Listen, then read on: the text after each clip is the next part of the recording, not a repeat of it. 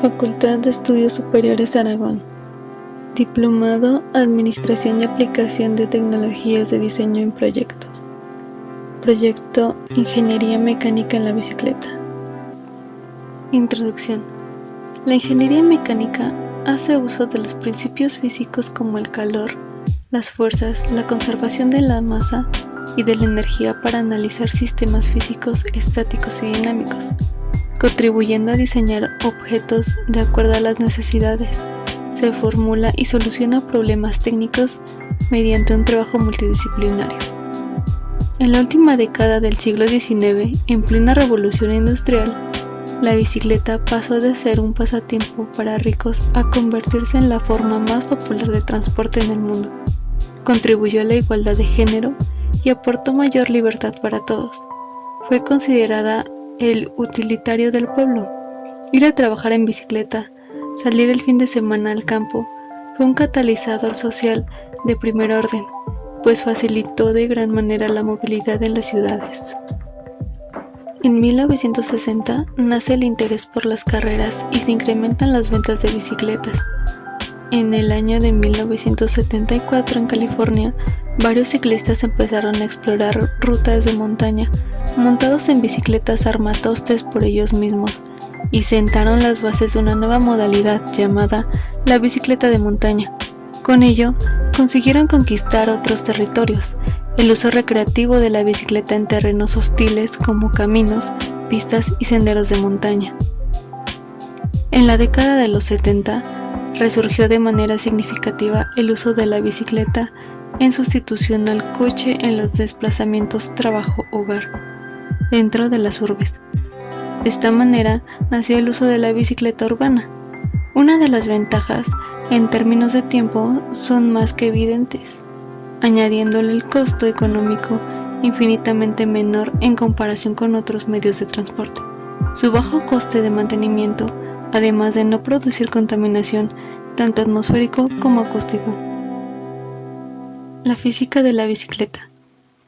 Se dice que Albert Einstein afirmó que la vida es como montar en bicicleta. Para conservar el equilibrio hay que mantenerse en movimiento. Y tenía razón. Si se mantiene el movimiento a un ritmo constante, se garantiza un trayecto sin complicaciones, incluso sin sujetar el manubrio. Acción giroscópica. Para entender cómo se mantiene erguida una bicicleta, hay dos conceptos de la física que interactúan: la magnitud y la dirección. Por magnitud entendemos que es la fuerza generada por el movimiento giratorio de las ruedas. Cuando se mueven para ganarle la batalla a la fuerza gravitacional, avanzamos sin caernos. Esto quiere decir que a mayor velocidad, mayor es el momento angular. De esta manera, es fácil mantener el equilibrio cuando se acelera, en comparación cuando se reduce la velocidad. En una bicicleta, el eje de dirección baja por la horquilla o tijera. La ingeniería y física que tiene la bicicleta al momento de ser impulsada se equilibra y dirige automáticamente, hasta que se ralentiza y finalmente cae de costado. Si bien, el sendero entre las ruedas determina la facilidad de manejo de una bicicleta y el efecto giroscópico ayuda a la estabilidad. Resistencia al movimiento. La resistencia de una rueda puede variar dependiendo de la superficie sobre la que se desplaza. Un camino sinuoso es más difícil de rodar que uno suave, pero mucha de esa resistencia al piso de rodadura también depende del tipo de llanta que se utiliza. Las llantas anchas y gruesas de la bicicleta de montaña se aplanan más en una superficie de asfalto duro, en comparación de un camino de tierra, ya que el neumático de bicicleta de montaña flota sobre la superficie rugosa, al contrario de un neumático de ruta.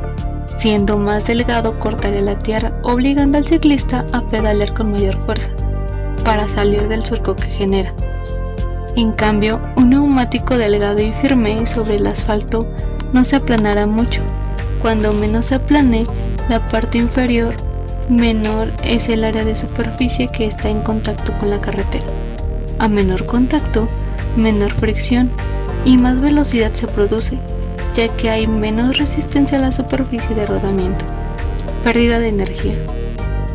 La llamada resistencia a la rodadura se usa para describir cuánta energía se pierde en el pedaleo cuando una rueda avanza. Los neumáticos con baja presión que viajan sobre un suelo blando tienen una mayor resistencia a la rodadura. Esta es una de las principales razones por las que el ciclismo de ruta es un deporte más rápido que el ciclismo de montaña. Para lograr que una rueda no se deforme se necesita de rayos. Los rayos ayudan a transmitir el par de torsión de la masa a las ruedas de manera más eficiente, como si se tratara de una palanca. Tensión. El soporte que recibe la rueda se crea tirando de los rayos hacia el centro de la rueda creando tensión, en lugar de empujar desde el centro. Dependiendo del material y de los rayos, las ruedas pueden sostener aproximadamente 400 veces su propio peso de forma regular y no se colapsará hasta que sean aproximadamente 700 veces su propio peso, lo que la convierte en una de las estructuras más fuertes. Velocidad y engranaje. El término de velocidad se refiere a la velocidad relativa cuando el viento meteorológico sople en contra. Su velocidad se añadirá a la del ciclista y se retrasará en caso contrario, de manera que cuando sople a favor con suficiente fuerza, el ciclista podría desplazarse sin pedalear. Los engranajes o marchas le permiten al ciclista pedalear a una velocidad cómoda y eficiente mientras viaja cuesta arriba o con viento en contra. Los engranajes o piñones le permiten al ciclista cambiar esa relación. Para colinas empinadas, elegimos un engranaje que nos permite girar los pedales muchas veces para girar la rueda una sola vez.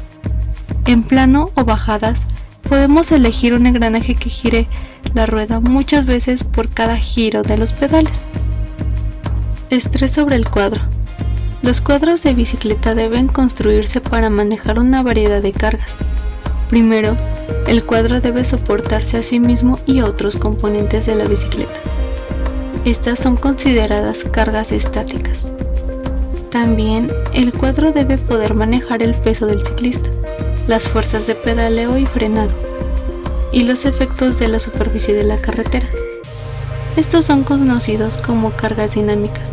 Son las más problemáticas para un constructor de cuadros, ya que, como su nombre lo indica, se mueven y varían en intensidad. Materiales. A continuación, en orden cronológico, se mencionarán los materiales más utilizados actualmente en la construcción de cuadros de bicicletas. Aleación de acero. Son muy resistentes, fácil de trabajar, de buena perdurabilidad, son flexibles y un precio económico, aproximadamente $85. El inconveniente es el peso excesivo. Aleación de aluminio. En 1986 se construyen los primeros cuadros de aluminio, que rebajaron los 15 kilogramos de un cuadro de acero a 7 kilogramos. Se trata del aluminio de tipo 70-75. La mayoría de los cuadros de las bicicletas se construyen con este material, sobre todo por el buen balance entre características mecánicas, ligereza, tecnología de soldadura, manejabilidad y precio. Un cuadro de bicicleta de aluminio tiene un coste aproximado de $180 a $480. Fibra de carbono. Es un material que se obtiene al superponer fibras finísimas y muy resistentes sobre un material matriz, normalmente una resina. El resultado es un compuesto de características mecánicas excepcionales, un 30% más rígido que el acero, con solo una quinta parte de su peso, dotado de una rigidez específica muy alta, buena estabilidad dimensional, tolerancia a las altas temperaturas, resistente a la corrosión y a la fatiga, pero con algunos inconvenientes, como problemas de fragilidad a los golpes, dificultad de encolado con otras piezas y un precio muy elevado. Un cuadro de competición pesa aproximadamente 950 gramos y cuesta alrededor de $2.300 o $3.500, debido sobre todo al proceso de fabricación complejo y al coste de las resinas. Estructura del ciclista. El cuerpo en movimiento del ciclista debe cumplir las leyes de Newton. Primera ley: inercia. Todo cuerpo permanecerá en reposo o moviéndose a velocidad constante en línea recta, a menos que una fuerza externa le haga cambiar. Segunda ley: fuerza.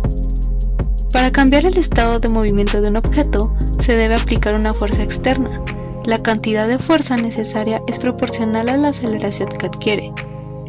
Tercera ley: acción y reacción. Si se aplica una fuerza sobre otro objeto, ésta aplica una fuerza igual sobre el primero en sentido contrario. El cuerpo del ciclista y cada uno de sus miembros debe estar a cada instante en equilibrio. Para ello, las fuerzas gravitatorias, las aerodinámicas y las de inercia que actúan sobre él estarán contrarrestadas por las reacciones que aparecen en los puntos de contacto, como son el sillín, manillar y pedales del cuerpo del ciclista con su montura. La bicicleta: movilización segura y saludable en tiempos de COVID-19.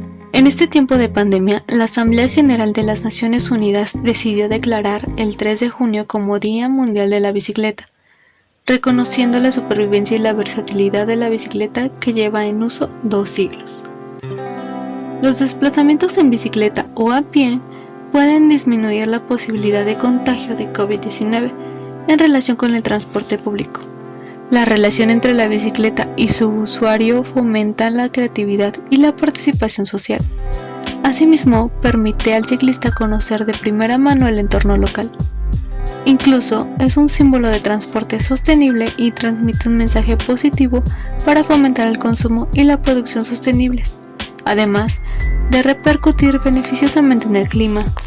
Conclusión: se debe de tener en cuenta distintos aspectos de ingeniería y física para realizar una fabricación adecuada de una bicicleta, como la elasticidad, la fuerza de rendimiento y la fuerza final, que es la cantidad de fuerza necesaria para romper un material, además de la resistencia física del ciclista.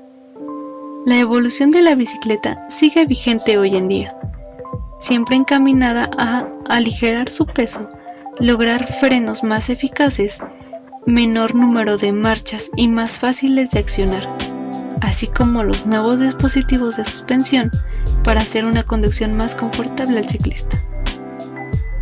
El ser humano y la bicicleta constituyen la síntesis perfecta de cuerpo y máquina. Richard Vallant.